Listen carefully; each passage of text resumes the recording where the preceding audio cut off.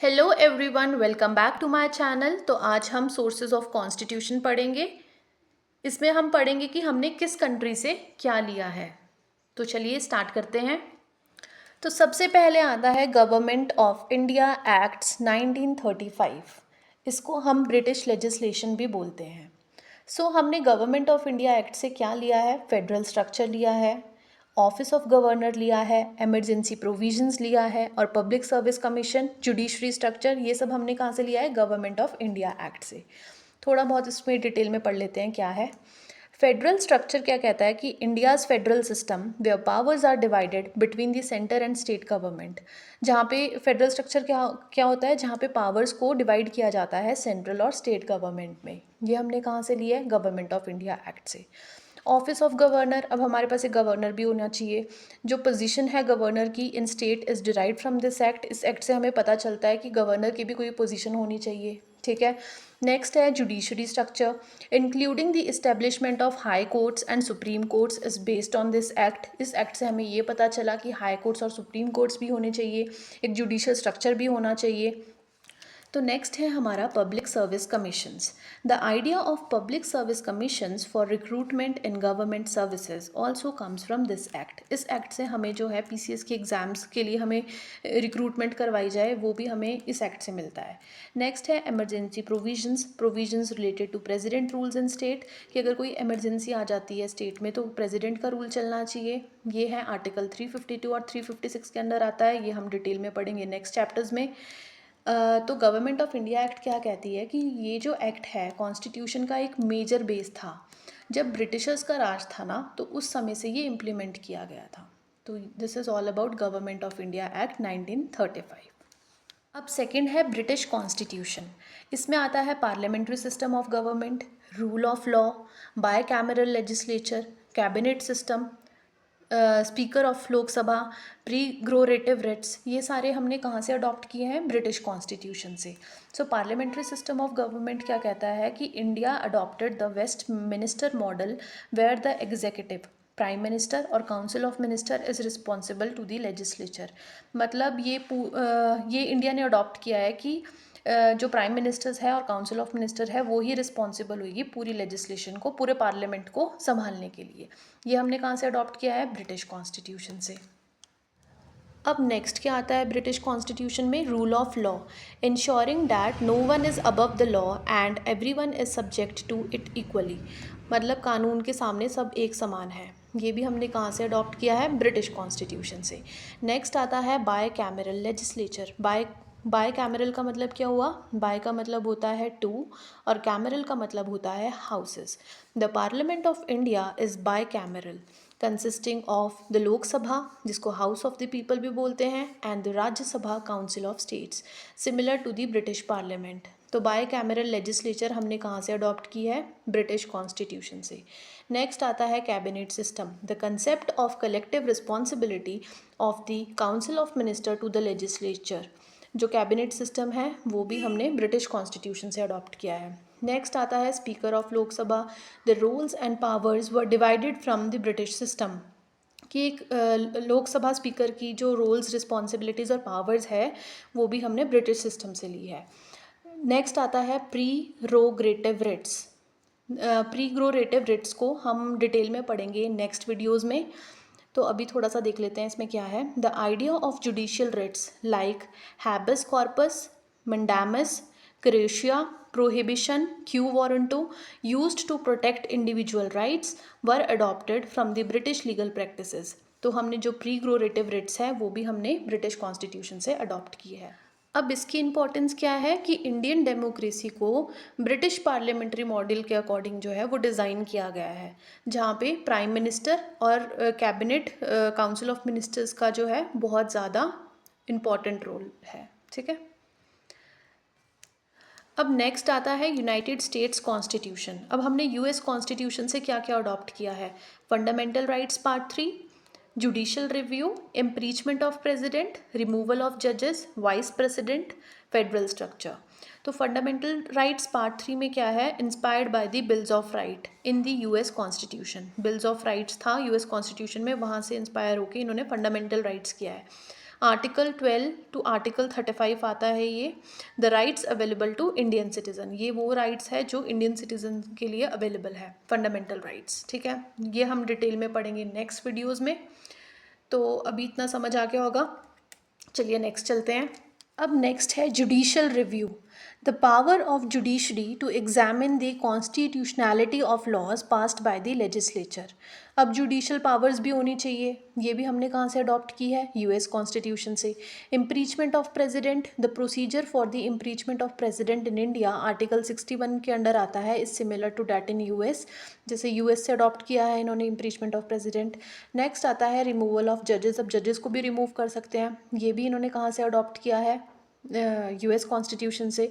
The process for the removal of supreme court and high court जजेस also draws from the US constitution. Next आता है federal structure, division of power between the centre and state government, की कैसे powers divide करनी है central government और state government में। Next है independence of the judiciary, a strong independent judiciary free from executive interference as modelled on the US system, कि जो हमारी जुडिशरी है वो फ्री है एग्जीक्यूटिव इंटरफेरेंस से, कि कोई इंटरफेरेंस नहीं होगा, ये भी इन्होंने कहाँ से अडॉप्ट किया है, यूएस सिस्टम से। देन है vice president, the office of the vice president in India is akin to that in US, who act as the ex officio chairman of Rajya Sabha. ये जो वाइस प्रेसिडेंट है वो समटाइम्स एक्ट करता है x officio chairman of Rajya Sabha, ये भी हमने कहाँ से अडॉप्ट किया है, यूएस कॉन्स्टिट्यूशन से। तो जो यूएस कॉन्स्टिट्यूशन है वो दुनिया का पहला रिटन कॉन्स्टिट्यूशन था। उसका जो बिल्स ऑफ राइट था, जो हम अभी पढ़ चुके हैं फंडामेंटल राइट्स में, जो उसका बिल ऑफ राइट्स था वो कंसेप्ट फंडामेंटल राइट्स के लिए अडॉप्ट किया गया था। तो ये है हमारा यूएस कॉन्स्टिट्यूशन, कि हमने यूएस कॉन्स्टिट्यूशन से क्या लिया था, ठीक है, इतना समझ आ गया होगा। अब नेक्स्ट आता है आयरिश कॉन्स्टिट्यूशन। आयरलैंड कॉन्स्टिट्यूशन से हमने क्या अडॉप्ट किया है, the directive principles of state policy. यह आता है पार्ट 4 आर्टिकल 36 टू 51 के अंडर, जो हम डिटेल में पढ़ेंगे नेक्स्ट वीडियोस में। Were borrowed from the constitution of Ireland, हमने डायरेक्टिव प्रिंसिपल्स कहाँ से लिए हैं, आयरिश कॉन्स्टिट्यूशन से। तो ये प्रिंसिपल जो है वो एक गाइडिंग आइडिया है जो स्टेट को वेलफेयर और जस्टिस इंश्योर करने के लिए गाइड करता है। तो ये है हमारा आयरलैंड कॉन्स्टिट्यूशन। में हम पढ़ेंगे quasi federal system, residual powers और गवर्नर्स रोल। तो क्वासी फेडरल सिस्टम क्या है, Canada's model for federalism with a strong centre influenced the Indian federal structure where the central government has more power than the state government. मतलब इसको federation with strong centre भी बोलते हैं। इसमें क्या है, सेंटर के पास ज़्यादा पावर है स्टेट से। ये हमने कहाँ से अडॉप्ट किया है, कैनेडियन कॉन्स्टिट्यूशन से। नेक्स्ट आता है residual power. Residual power like Canada. In India, all residual powers, subject not enumerated in the union, state or concurrent list, are vested with the central government. ये आता है article 248 के अंदर।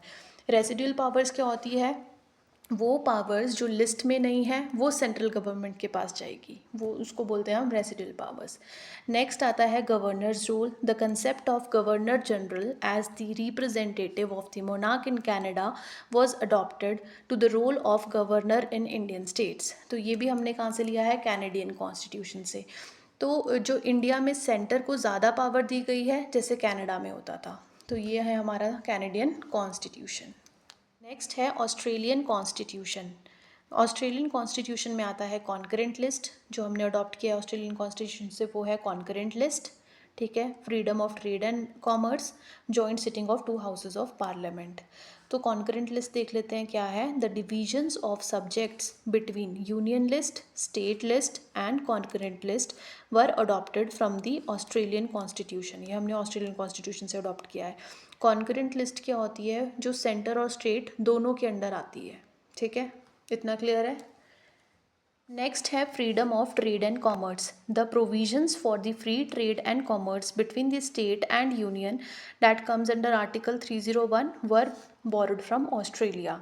Cooperative federalism, the idea of cooperation between the center and state, particularly in terms of trade and legislative powers. ये हमने कहाँ से लिया है, ऑस्ट्रेलिया से। तो जो ऑस्ट्रेलिया का फेडरल सिस्टम है, जो ऑस्ट्रेलिया का फेडरल सिस्टम है उसको मॉडिफाई करके इंडियन फेडरल सिस्टम को अपनाया गया। तो ये सारी है ऑस्ट्रेलियन कॉन्स्टिट्यूशन। नेक्स्ट है वाइमर कॉन्स्टिट्यूशन ऑफ जर्मनी। इसमें आता है suspension of fundamental rights during emergency और नेक्स्ट है इमरजेंसी प्रोविजंस। तो ये दोनों जो आते हैं वो आते हैं हमारे जर्मनी के कॉन्स्टिट्यूशन से। तो इसमें क्या है, the provisions for the suspension of fundamental rights during emergency that comes under article 352, 356 and 360 was inspired by the Weimar constitution of Germany.